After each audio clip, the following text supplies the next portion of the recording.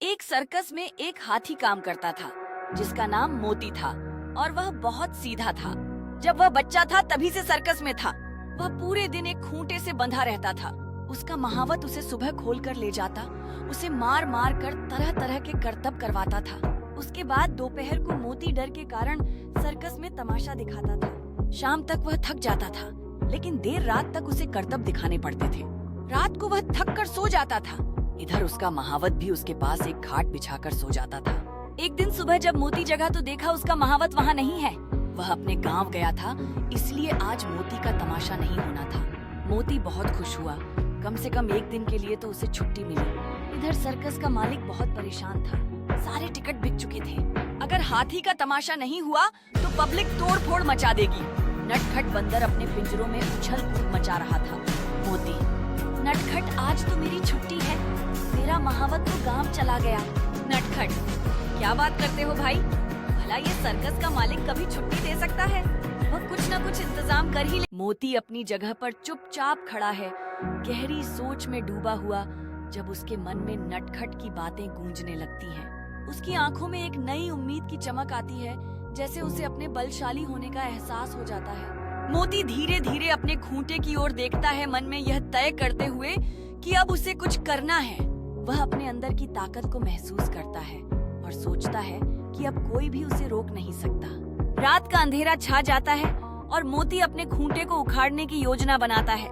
जैसे ही वह खूंटे के करीब पहुंचता है, उसका दिल तेज धड़कने लगता है, क्योंकि यह मौका उसके लिए नया है। मोती अपनी पूरी ताकत लगाता है और अचानक खूंटा ढीला होने लगता है। एक जोरदार थमके के साथ खूंटा टूट जाता है और मोती आजादी की ओर दौड़ने को तैयार हो जाता है। उसकी रफ्तार बढ़ती है, जैसे वह अपने पुराने बंधनों को पीछे छोड़ रहा हो, जंगल की ओर बढ़ता हुआ। नटखट की आवाज उसके कानों में गूंजती है और वो जानता है कि आज उसे अकेला नहीं छोड़ना है। नटखट बंदर ने मोती को समझाया, भाई रोने से कुछ नहीं होगा, इतने बड़े शरीर का फायदा उठाओ, मेरा पिंजरा तोड़ दो और वो सामने का फाटक एक टक्कर में गिर जाएगा। रात को मोती ने ऐसा ही किया। दोनों सर्कस से भागकर रात भर चलते रहते हैं और शहर से जंगल में पहुंच जाते हैं। जंगल में पहुंचकर मोती बहुत थक जाता है और वह एक पेड़ के नीचे आराम करने लगता है। नटखट बंदर भी उसी पेड़ की एक डाल पर आराम करने लगता है। सुबह दोनों एक दूसरे से विदा लेकर अलग अलग हो जाते हैं। मोती सारा दिन खाने की तलाश में घूमता रहता है, लेकिन उसे जंगल की घास और फल अच्छे नहीं लगते। मोती को उसी की आदत लग गई थी कि उसका महावत उसके लिए अलग से खाना तैयार करके देता था। दोपहर के समय मोती पानी पीने नदी की ओर जाता है, जहाँ मगरमच्छ होते हैं जो मोती को खाने के लिए उसके पीछे लग जाते हैं। मोती किसी तरह भागकर अपनी जान बचाता है। किसी तरह शाम हो जाती है और वह थक कर एक पेड़ के नीचे आराम करने लगता है। तभी हाथियों का एक झुंड वहाँ पानी पीने आता है।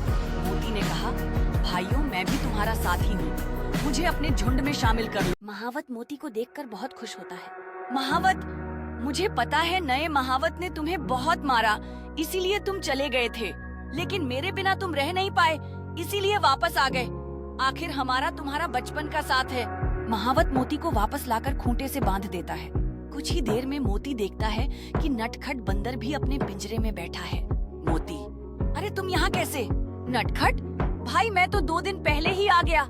वहाँ कोई भी जानवर मुझसे बात नहीं करता था, जहाँ तक कि दूसरे बंदरों ने तो मुझ पर हमला कर दिया। वे कहते हैं हम सर्कस के जानवर हैं, उनके साथ नहीं रह सकते, इसलिए मैं वापस आ गया। मोती, हाँ भाई, हम यहीं ठीक हैं।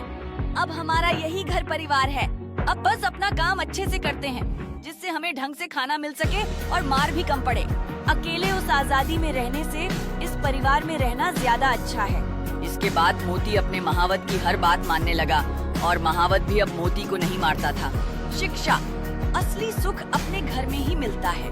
बस तभी से महावत और मोती की दोस्ती और भी गहरी